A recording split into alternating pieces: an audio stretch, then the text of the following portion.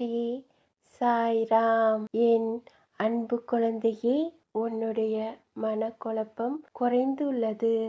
ஆனால் நீ எடுத்த முடிவில் நீ முழுவதுமாக மகிழ்ச்சியாக இல்லை என்று உன் மனம் சொல்கிறது. சிலருக்கு திறமை இருந்தும் தகுதி இருந்தும் நமக்கு பிடித்தமான வேலை இல்லாமல் இப்போது இருந்தாலும் சில வருடங்களுக்கு பிறகு நல்ல வேலை நமக்கு கிடைக்கும். ஆழ் மனதின் ஆசைகள் நிறைவேற்றுவதற்கான சரியான எண்ணங்கள் இப்போது உருவாகும்.